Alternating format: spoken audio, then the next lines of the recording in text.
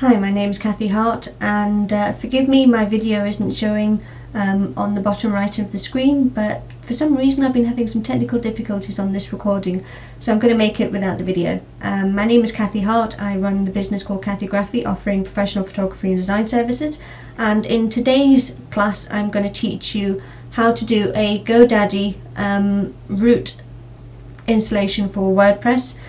Root being you only have one domain and you're installing into the root basic directory. You're not creating a separate folder to host the blog.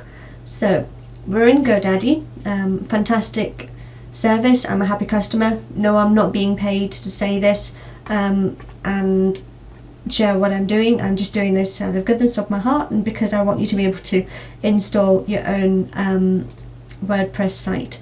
So, WordPress hosting, you need to go to web hosting under your GoDaddy account and click launch. From there, on the right hand side of your screen, you'll see a list of applications, and WordPress is the top one listed. So click on it. We're going to go and install a new WordPress blog.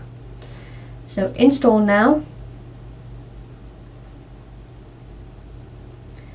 And then find the domain name that you want to use and select that and click next.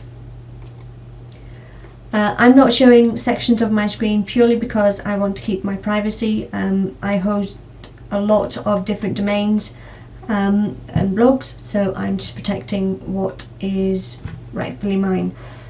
So the database name, what are you going to call your database? Well, normally I call it what I'm calling my website. So in this case, I'm going to install onto the Creative Heart website. I then input a password, and again to verify, and click next. Because I'm doing a root install, you do not want to have a subfolder under your domain.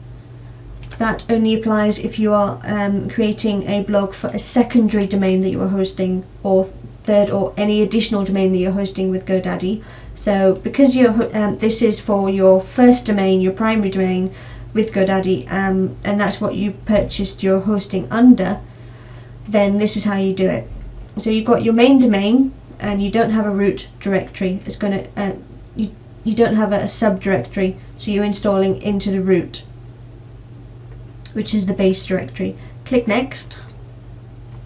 Type in your admin name, a password that you want, verify your password, and then type in your email and also the title of what you're wanting your WordPress website to be called. So in my case it would be the Creative Heart.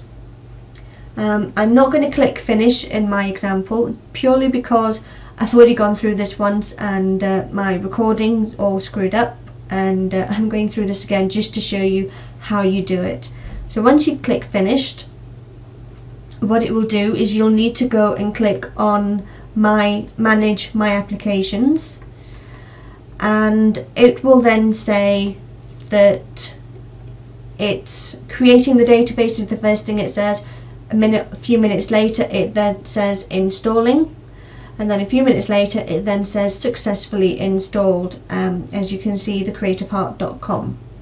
So the Creative Heart is my new domain that I've just purchased, which is going to be my umbrella name for all of the businesses that I am running. I'm running 2 at the minute, and I plan to own and run more in the future, so I wanted to have an umbrella name that's going to cover them all, and saying as my name is Cathie Hart, I thought having the Creative Heart was a good name to have. So there we go, that's how it's all installed, and I'm going to open up the Creative Heart, and as you can see there's the website. It's all lovely and a basic install. So from here on out I'll be teaching you how to maximize and customize your website using the Creative Heart as the example template. Once the series is recorded, I'm going to wipe it all and start from fresh. So what you end up seeing on my website is probably not what I'm going to be teaching you directly, just because I want to have a slightly different setup. But that's fine. So there you go, there's a basic install using GoDaddy. which is my hosting of preference, and it's pretty simple. Nothing to really know, just some basic input fields that you need to enter, and you're up and running.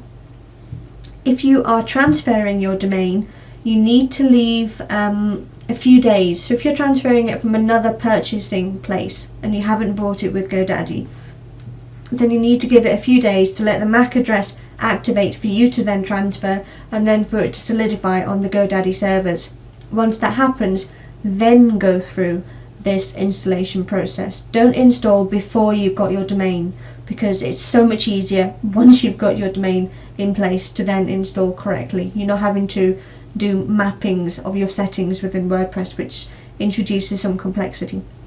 So there you go, a bit of a long-winded lesson today, but I've got you the basics and we've now installed. So tomorrow onwards, it's onwards and upwards with all of our WordPress learning, and I'll see you again soon. Thanks.